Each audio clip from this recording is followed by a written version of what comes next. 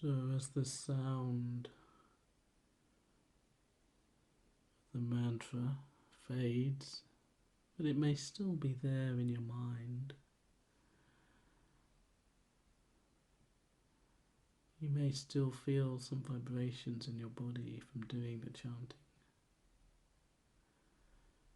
So just taking a moment to bring awareness to what your physical experience in your body is right now.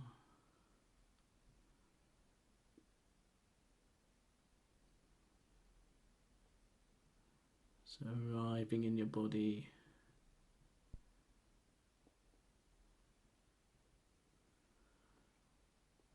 arriving in your posture, feeling the contact with the seat and your buttocks, your sitting bones, and also feeling the contact with the ground, which parts of your body are in contact with the floor or mat.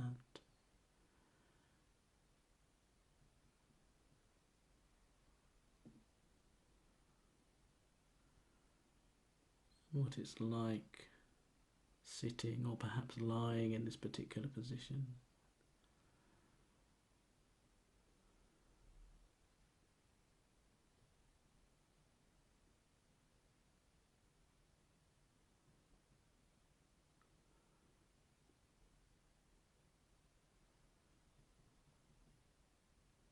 And if you're sitting, that sense of a stable base connected to the ground, helping to ground you.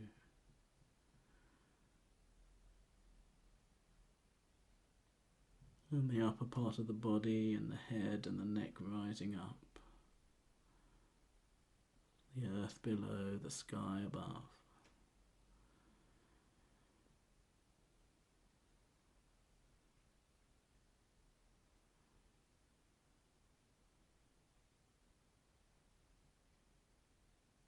Find it helpful having images, you could imagine yourself like a tree, deeply rooted but rising up into the sky, and flexible.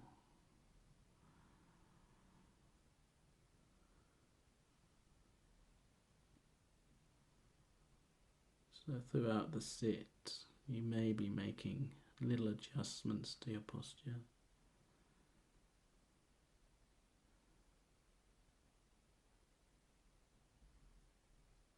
And although we're sitting or lying still, there will be movements as we breathe.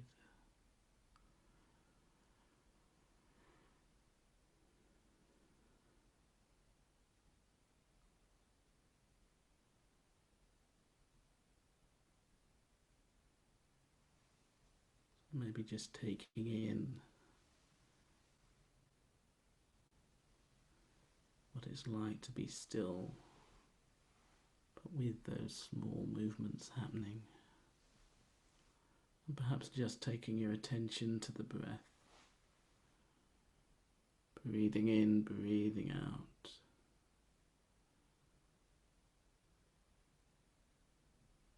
Breathing with awareness.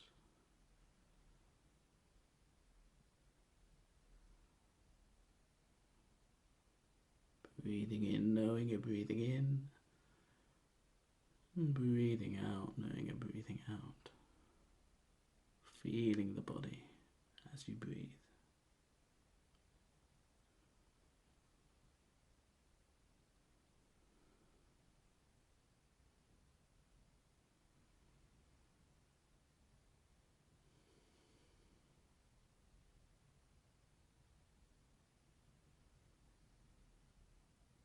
Experiencing the whole body as you breathe.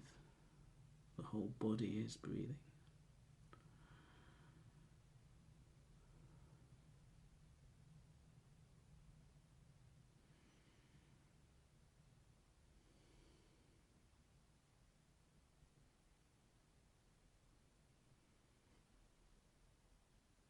So perhaps noticing where the breath enters the body as it travels through the nostrils, down the throat, towards the lungs.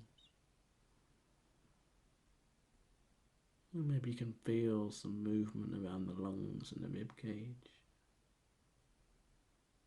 expanding, contracting with each breath.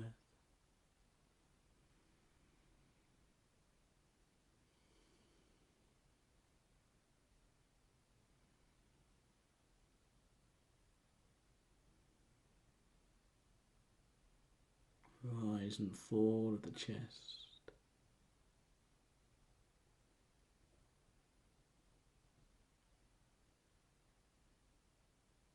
Movement of the diaphragm,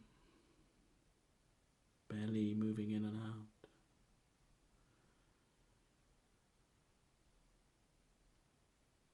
Can you feel the breath in the back of the body, the sides of the body?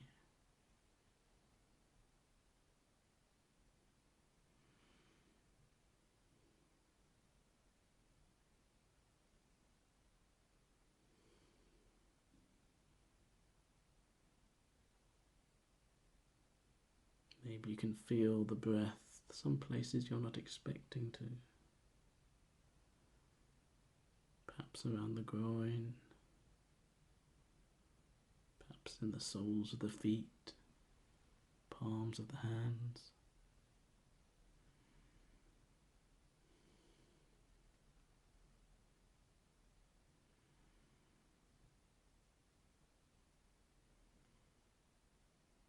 But just bringing awareness to your body, your breathing body, and its sensations.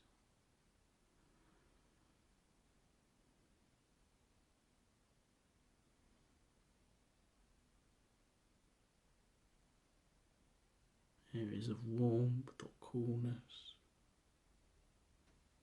If there's any tension, tightness. Areas that feel soft and relaxed.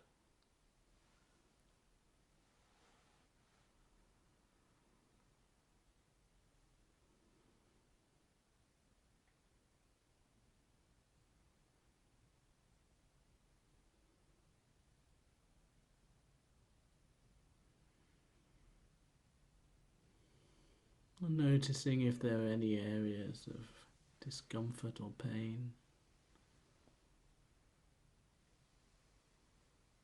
And what would it be like just to gently turn towards it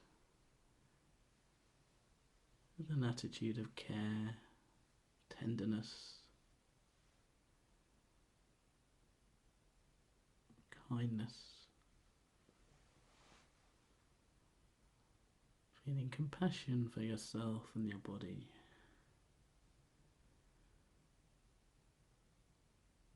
Perhaps just breathing into it, softening.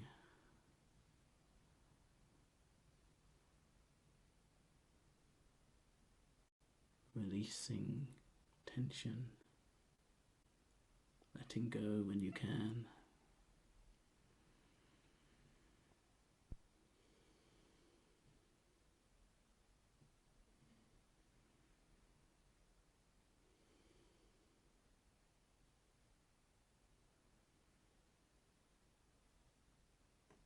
Whenever it feels too much, just broadening out to that experience of your whole body.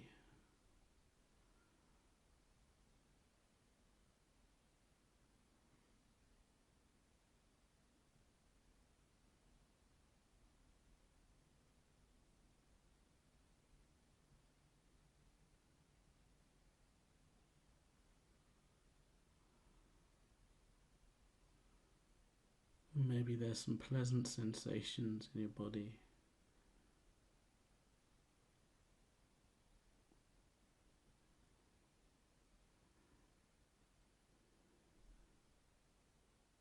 Maybe feeling supported by the ground or your seat. Sensation of clothes against your skin.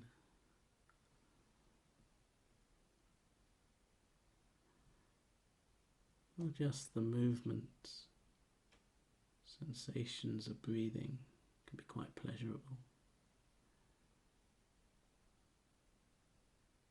Doesn't have to be fancy, but if there's anything that feels pleasant or enjoyable in your experience right now, just allowing your mind to rest there, dwell there for a while, take it in.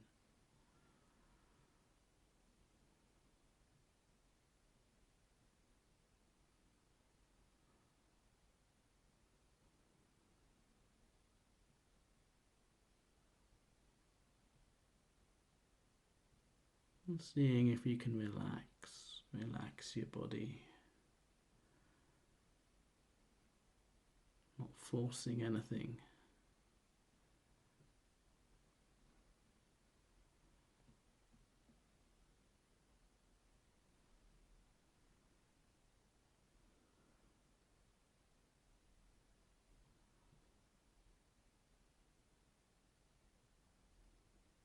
So being sensitive to the body as you breathe in, as you breathe out.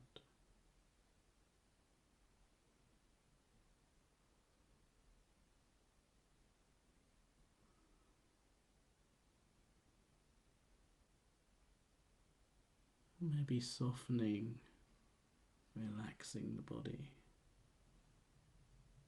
calming the body as you breathe in, calming the body as you breathe out.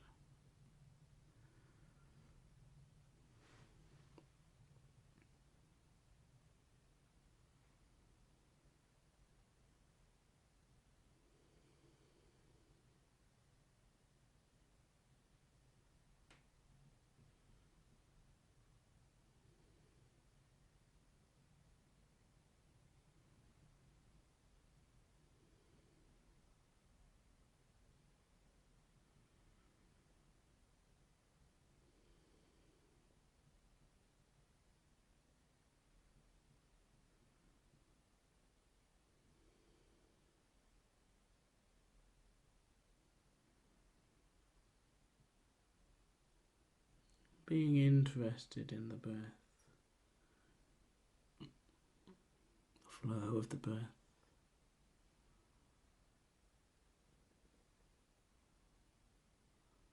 Sometimes we ignore the breath or take it for granted. And that's fine, our bodies just get on with it, our bodies know how to breathe.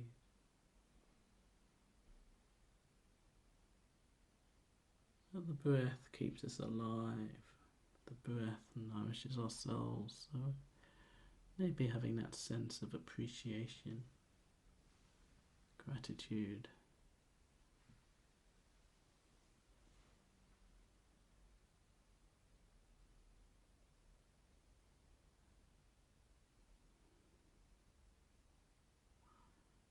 And each breath is here, then gone.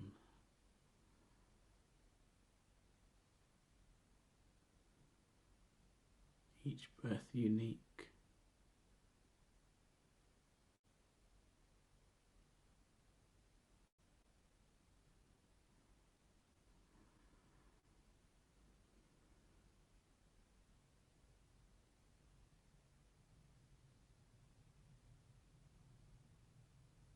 Can only be aware of the breath that's happening right now. So what's this breath like?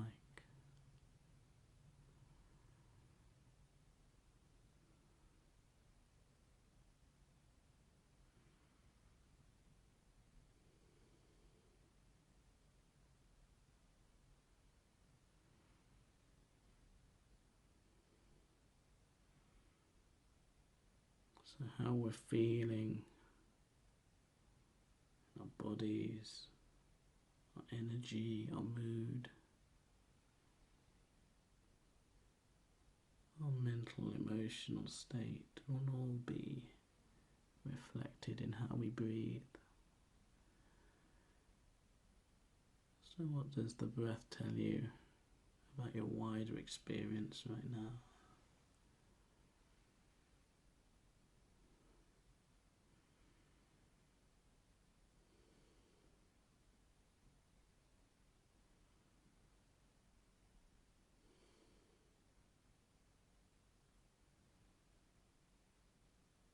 Just being with the breath, being with your experience, the flow of the breath, the flow of your experience.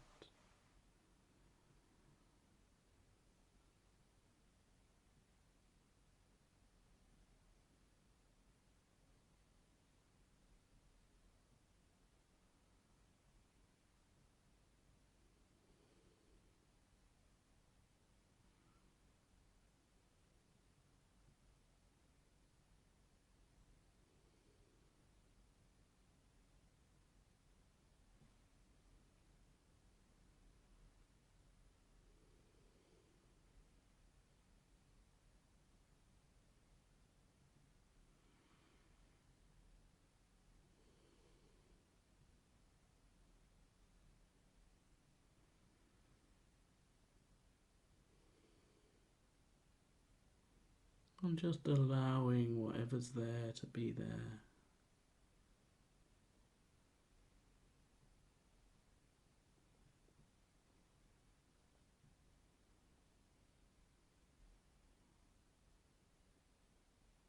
See if we can have an open, receptive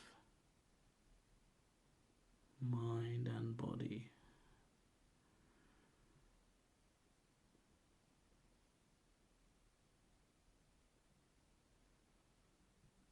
What's happening is what's happening. So just trying not to judge or fight, resist our experience, whatever it may be. But just bring awareness and kindness to it.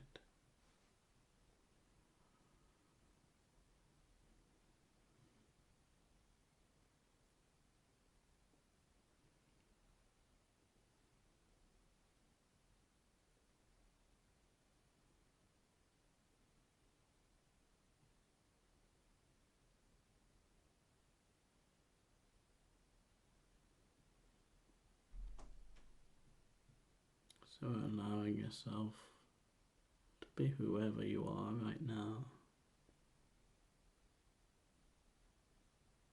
however you are right now.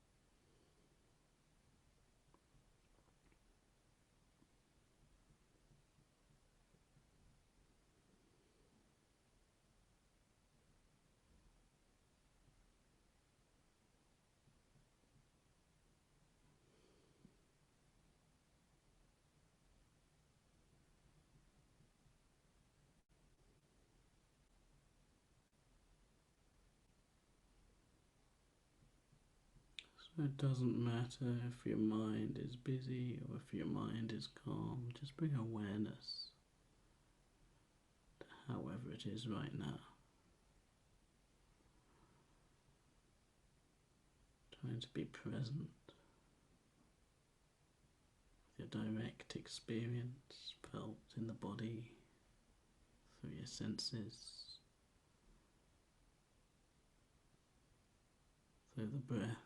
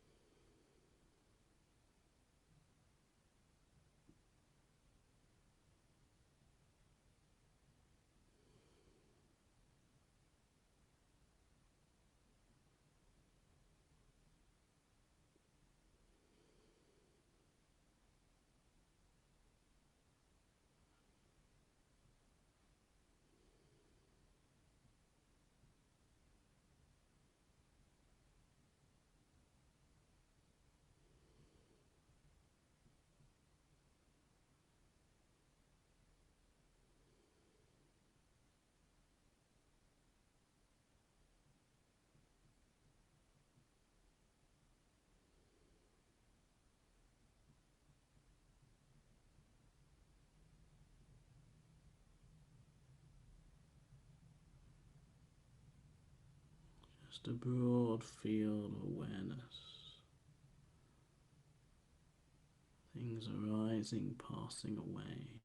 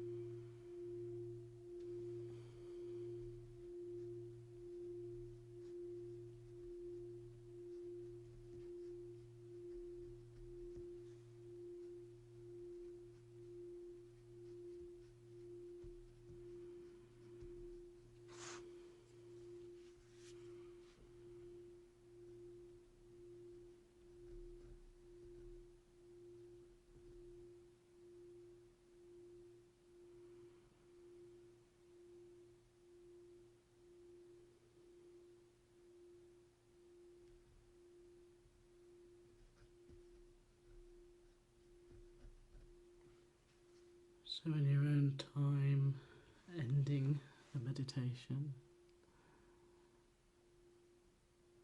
being kind to yourself in how you make that transition.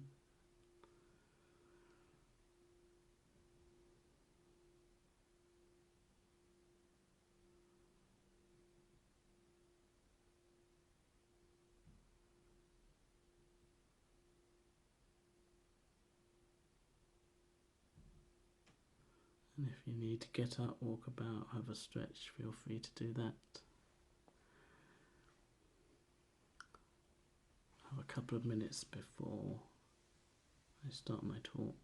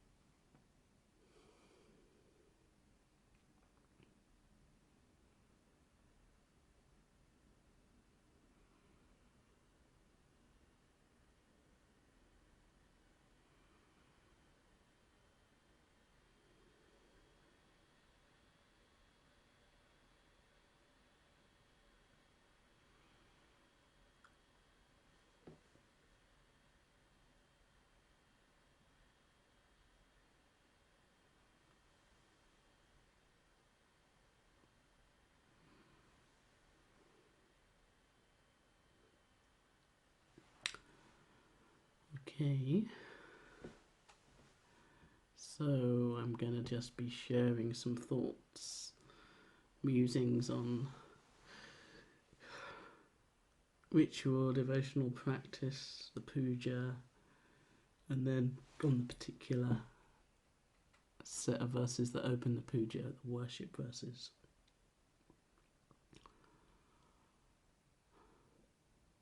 I was thinking, well, why do we do devotional practice? What does that mean? And probably all of us are doing it, even if we're not aware that we're doing it. Every time you salute the shrine, that's a devotional practice. Every time you chant a mantra, that's a devotional practice. Any time your heart opens when you look at a rupa or a tanka, that's a devotional practice. When you're reflecting on the qualities of the Buddha or the Bodhisattvas, and wishing that you could develop those qualities in yourself more. In a way, that's also part of devotional practice. If we think of it in terms of Shraddha or faith, so there is this word Shraddha that is often translated as faith or as confidence, and has the sort of roots around what's meaningful to us, where we place our heart, in a way what's at the centre of our mandala that we consciously place there. But there's also that sometimes we just have this response, don't we? We answer a call or something that's meaningful to us, and we're not always sure why. What is it that made us decide to learn meditation or walk into a room where there's a group of people practicing, or read a book, or check out something on YouTube? Or maybe we met somebody and they had a particular quality about them that we felt drawn to, and then later on we found out that they were, practicing the Dharma, and they identified as a Buddhist. Those are all ways that, in a way, we're responding to something that's within us, and it resonates when we come across them. And I think the Dharma is out there in the world anyway, and all those values are out there in the world. So sometimes we might have been travelling towards that even before we came across Buddhism. I think that was my experience, that there were certain threads that felt important to me, like trying to seek truth, trying to develop a bit more something that was meaningful, being able to give something back to the world and to others, connection with nature, authenticity and truth, those sorts of things. And I found them in other ways. But when I came across the Dharma, it had such a strong impact. I thought, yes, this is it. This is the truth. This is something that not just makes sense to me, but I could recognize it having a quality, much more sense of it being in touch with a different sort of reality than was in my everyday life. And that had a really powerful effect on a physical effect, actually. The first time I heard the Dharma, I had all this release of energy, and I was like in a state for days afterwards. And that was just hearing the opening verses of the Dhammapada. And the reason I'm saying this is because we talk a lot about going for refuge to the Buddha, the Dharma, the Sangha, and then sometimes we just sort of talk about going for refuge and it becomes almost like sort of slang within Triratna. You don't really think about what you mean when you say going for refuge, or even shortening it down to GFR, But actually, that's the sort of central thing about what makes one a Buddhist, and that goes right back to the time of the Buddha. When we read any of those early suttas about the Buddha, and he's travelling around and he's meeting people, and quite often they'll ask him for a teaching, all different kinds of people from all different kinds of classes and walks of life. But one thing that comes again and again as a kind of refrain is that, after listening to the teaching, they'll have this really strong response. Sometimes their bodies will be shaking or hair standing on end or whatever. And then they will have this tremendous sense of freedom, of illumination. And they'll often talk about it being like a burden's been lifted from them, or they've suddenly seen something. And there's a kind of stock phrase that you get out in the suttas that comes up, sort of where they sort of say, "Excellent, Lord, excellent." It's as if one should set up again that which had been knocked down or overthrown, reveal that which had been hidden, disclose or show the way, the road to someone that was lost and astray, carrying a lamp into darkness so that they can find their way, and those that have eyes can see, and that the truth has been manifested in this way, and that's what they're experiencing. And then what they do is they immediately say, "To the Buddha for refuge I go, to the Dharma for refuge I go, to the Sangha for refuge I go." And they're making that commitment. They've had that experience. They've recognised this is what they want to commit to, and they say those words.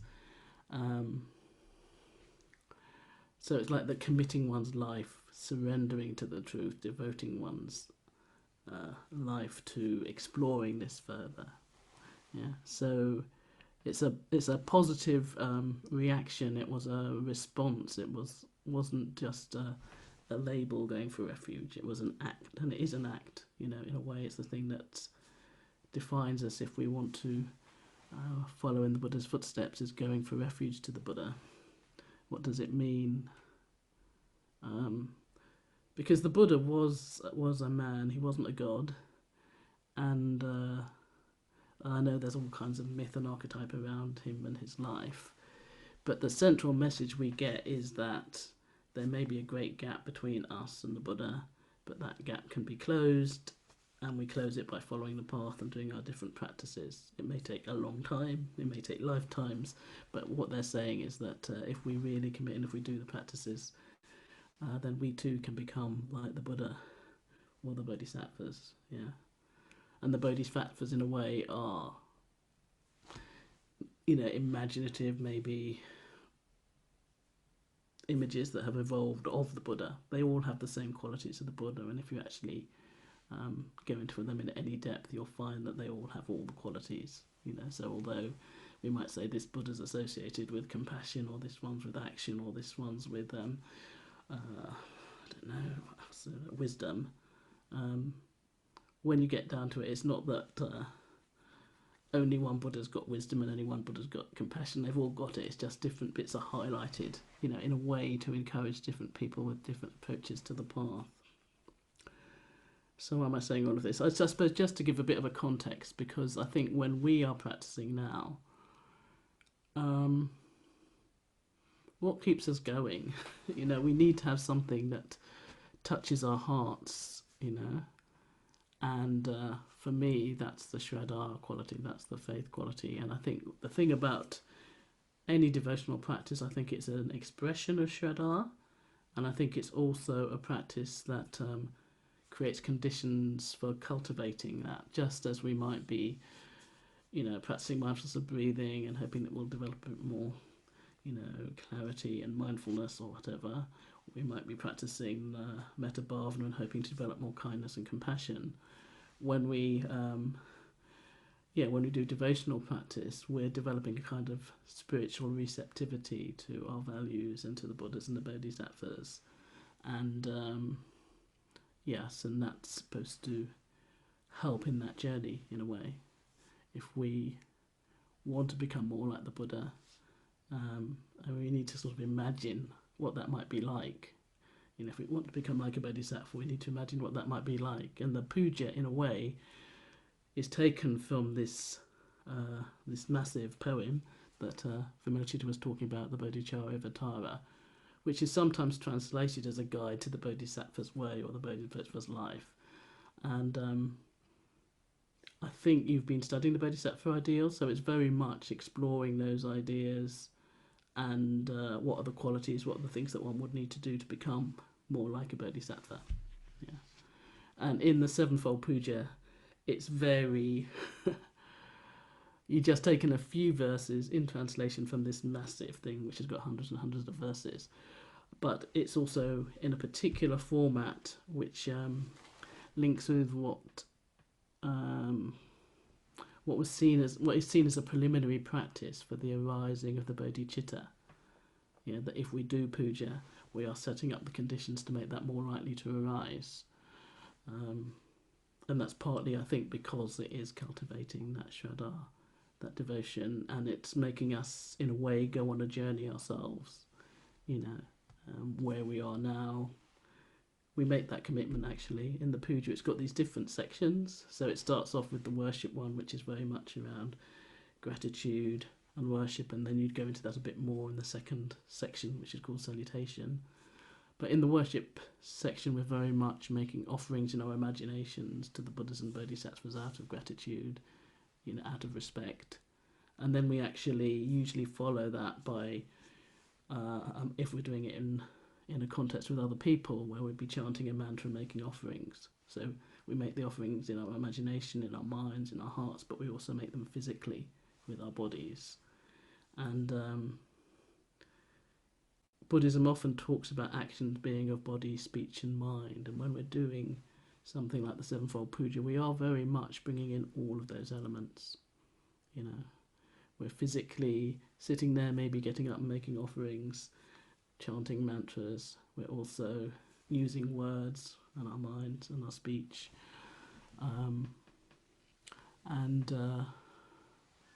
I think also opening up to not just our rational conscious mind. Sangharakshita has talked quite a lot about how you can't just, the rational mind won't do it on itself. You can't just think your way to awakening or enlightenment. There has to be that opening of the heart, but there also has to be letting go of the way that the ego and our thinking mind likes to think it knows everything, and all the patterns and the habits that we've accumulated along the way. And I'm just going to quote a little bit from Sangharakshita when he's talking about this language of the depths. If we look beyond the rational, conceptual surface of one's mind, we find vast, unplumbed depths which make up what we call the unconscious. The psyche in its wholeness consists of both the conscious and the unconscious. The unconscious, non-rational part of man is by far the larger part of our nature, and its importance is far greater than we often recognise. Consciousness is like a light froth playing and sparkling on the surface, while the unconscious is like the vast ocean depths, dark and unfathomed, lying far beneath. In order to appeal to the whole person, it isn't enough to appeal just to the conscious, rational intelligence that floats upon the surface. We have to appeal to something more. And this means we have to speak an entirely different language from the language of concepts of abstract thoughts. We have to speak the language of images and language of poetry, of myth, of legend. And I think one of the things that happens when we're doing a puja is we are, in a way, in our imagination, connecting with all this world of the archetypal Buddhas and the Bodhisattvas, and through image, usually there's images on the shrine that we may be looking at and making offerings to, but we're also chanting the mantras. That's another symbolic way of connecting with them. And just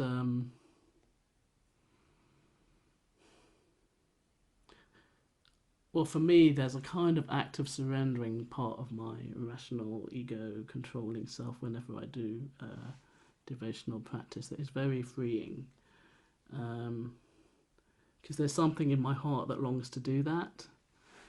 And I think for years I was like so cynical, and so I wasn't going to do anything that, and very dismissive of anything religious or anything devotional. And I do remember, actually it was on a retreat that Vimala Chitta led. It was a women's retreat that I'd gone on. It was supposed to be for experienced mitras, and I wasn't, but I'd gone on it anyway. And then I'd kind of completely freaked out and refused to join in with most stuff. And every time they did pujas most evenings, and I would be there, and I would be very steadfastly not joining in and sitting there judging everybody and what they're doing. And actually it's interesting because I think there was this White Tara tanka, which may even have been Vimala Chitta's, but I was watching that. I was looking at that when I wasn't joining in. And at a certain point it was almost like that figure came alive in my imagination and started talking to me. I mean, I'd just been thinking, oh, this is beautiful, and there was something aesthetic that I was looking at. But then it was almost like this presence was there and saying, well, what are you doing? Why are you doing this? Why not just join in, give it a go? And I did actually after that, and it had a really powerful effect. And after that I was much more open to ritual than I had been previously, and over various times I found ritual has really helped. And also those connections with some of these figures that can be quite mysterious, and you can't quite understand what it's about or why they're in your life or your mind, and are they real or are they not real, and does it really matter? If they have an effect, if they are inspiring to you, if they have a presence that is helpful, comforting, challenging, guides you. And I think when we're doing the puja, in a way, it's encouraging us to sort of get into a relationship with some of these figures. Because for me also, if I just think about the Dharma in terms of concepts and lists, and there are so many lists in Buddhism, they're helpful and they'll take me to a certain place, but there's a whole part of me that's not in love with it, I can see a figure, or I can, especially if I see a really beautiful rupa or tanka or painting, then my heart will open, or maybe I just hear a mantra, my heart will open, and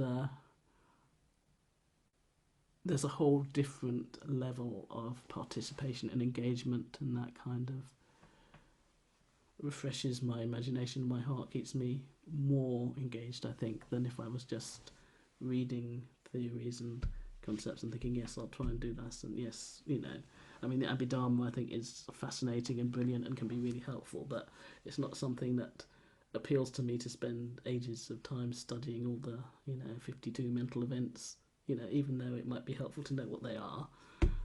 But we know what they are experientially, don't we? We don't have to necessarily do all those classifications. And I think there's different people who have different approaches to practice. And For some people, you know, a lot of study can be really helpful. For some people, it can be very much about meditation. Some people, devotional practice. Some people, it can be, you know, working in a team-based livelihood, or what they're doing in their work or their families. You know, there's different ways that we can approach practice, and for most people, it's probably a mix. But I do think at a certain point, there needs to be that imaginative engagement and that kind of looking up to something and accessing slightly different worlds of consciousness as part of our practice. Well, it doesn't have to be, but I think it really enriches one's practice, and I think it's really helpful.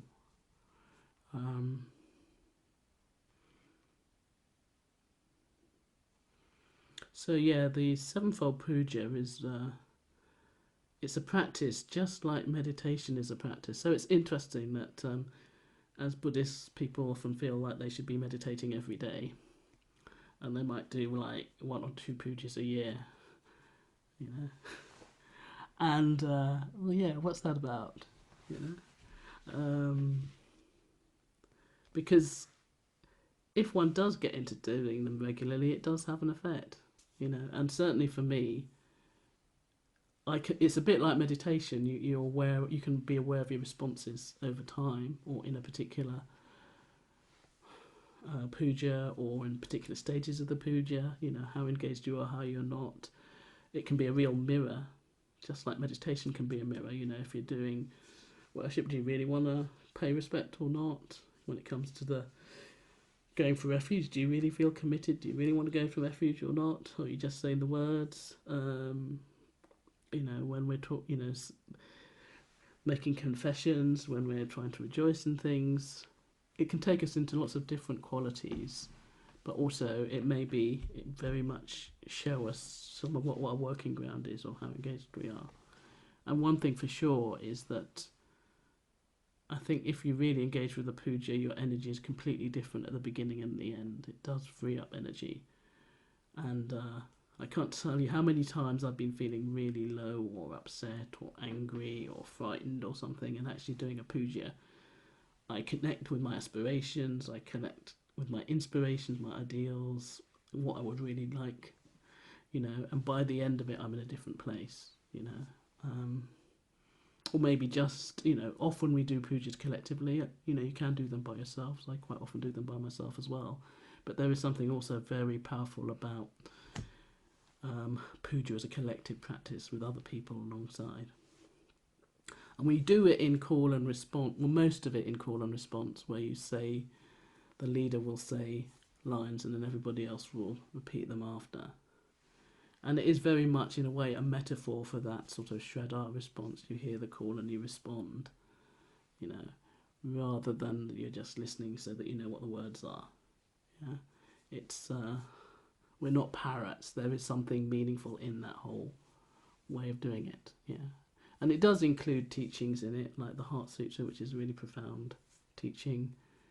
And when we've had the verses in the puja about going for refuge, then usually we'll do the refuges and precepts in Pali, the ancient Indian language that the people right at the time of the Buddha would have done it in. So there's that connection through history with other Buddhists, and also with Buddhists of other traditions all around the world now who will also chant the refuges and precepts in Pali. So there's a kind of coming together with Sangha, the spiritual community, in our imaginations when we do that as well. And when we go for refuge to the Sangha, we're not just going to refuge to, you know, the people who might come to our group or to a particular Buddhist centre. We're going to refuge to the Sangha of enlightened and awakened beings, or those who are so far in their practice that that's assured. So we're talking about the Buddhas and Bodhisattvas, and we're also talking about, you know, particular spiritual teachers who've gone a long way and maybe very inspiring. Okay, so that was talking a lot generally. So let's have a look at the worship verses themselves. Yeah. So puja, in a way, often when it's translated, puja is just worship, or it's a devotional practice around where you're worshipping. And worship may have particular connotations for us individually. For me, I went to a Church of England primary school, and it had a particular resonance with, worship and all the hymns and what one was expected to do. But I think in this context, it's really about that feeling gratitude, feeling worship, feeling respect, recognizing that there is something of higher value on a different kind of level to ourselves that we're looking up to and opening up to. It's interesting that the Buddha himself, once he got enlightened, was thinking, well, who can I look up to? And then he thought he would look up to the Dharma, because he felt he still needed to do that. And I think for us, it's also may not be conscious, but I think it can be really helpful if we allow ourselves to do that. And that's in a way what these verses are all about. And the words are, with mandarava, blue lotus and jasmine, with all flowers pleasing and fragrant, and with garlands skilfully woven, I pay honour to the princes of the sages, so worthy of veneration. I envelop them in clouds of incense, sweet and penetrating. I make them offerings of food, hard and soft, and pleasing kinds of liquids to drink. I offer them lamps encrusted with jewels, festooned with golden lotus. On the paving sprinkled with perfume, I scatter handfuls of beautiful flowers. So within that, there are a lot of references to sort of traditional offerings that one would make to a teacher that one respected. People might wash somebody's feet, say if they arrived, but that you would give them offerings of food and water. You'd give them offerings of incense and music and flowers and all those sorts of things. So those are all in there. It's sort of, in a way, verbally expressing that you want to offer something to something that you value and that you respect. There's certain associations around lotuses as being a symbol for awakening and growth and development. Obviously, flowers are very much associated with impermanence, which is one of the key teachings. And the incense, again, when you burn incense, it just goes in all directions, doesn't it? And there's that idea that if we're practicing and if we're being ethical, we will, in a way, develop more skillful states that will have a positive influence on others in the world. And that way can sort of be a bit like the incense, the acts, skillful acts of people who are practicing. And jewels, again, the jewel is another symbol for our spiritual awakening. But interestingly, that links into that idea of the Buddha nature, that we all have this jewel within, that we need to sort of, in a way, rather than make something happen from nothing. The jewel is there. We just have to clear away the things that are hiding it away, obscuring it, and let it shine forth. So you often get the image of a jewel in a dung heap or in mud that gets discovered and then cleaned. And the idea that we all have this jewel within. And for me, practice has been very much around partly getting to know myself really well and accept all the different bits of myself that I can, and in the process getting more clarity and then being able to understand the Dharma more, actually, because I come to it with so many misconceptions based on my views and my conditioning, and the more that I practice, the more I can see it more clearly and the more I can bring out that side of myself, which I think is all part of the idea of the puja, So I was thinking, let's just end by doing the worship verse in call and response. And so how it has to work on Zoom, I guess, is that I say it and then, I don't know, Vimala Chitta, would you be the responder? And then you at home can be responding alongside Vimala Chitta, but with your Yeah, with your Zoom muted, otherwise it will sound horrendous. And then after that, we'll just do a bit of the Avalokiteshvara mantra, which is quite often done in the Sevenfold Puja, which is the mantra of one of the archetypal Buddhas of compassion again. But Om Mani Padme Hung, you've got Om and Mani is jewel, and Padme is lotus. Sometimes people translate it as the jewel in the lotus, but anyway, it's very much about our potential for awakening and enlightenment, and also very much about compassion and wanting to connect with and let that compassion um, grow, radiate, be free. And again, I'm not going to do the melody, I'm just going to go with a sort of plain chant for the mantra, and we'll let it fade, and then that will be the end of me.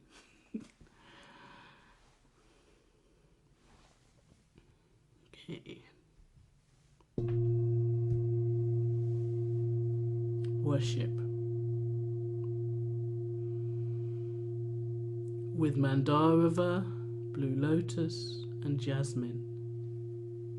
With Mandarava, Blue Lotus, and Jasmine. With all flowers pleasing and fragrant. With all flowers pleasing and fragrant. And with garlands skilfully woven. And with garlands skilfully woven. I pay honour to the princes of the sages. I pay honour to the princes of the sages, So worthy of veneration. so worthy of veneration. I envelop them in clouds of incense. I envelop them in clouds of incense, Sweet and penetrating. sweet and penetrating. I make them offerings of food, hard and soft. I make them offerings of food hard and soft, And pleasing kinds of liquids to drink. and pleasing kinds of liquids to drink. I offer them lamps encrusted with jewels. I offer them lamps encrusted with jewels, Festooned with golden lotus. festooned with golden lotus, On the paving sprinkled with perfume. on the paving sprinkled with perfume. I scatter handfuls of beautiful flowers. I scatter handfuls of beautiful flowers.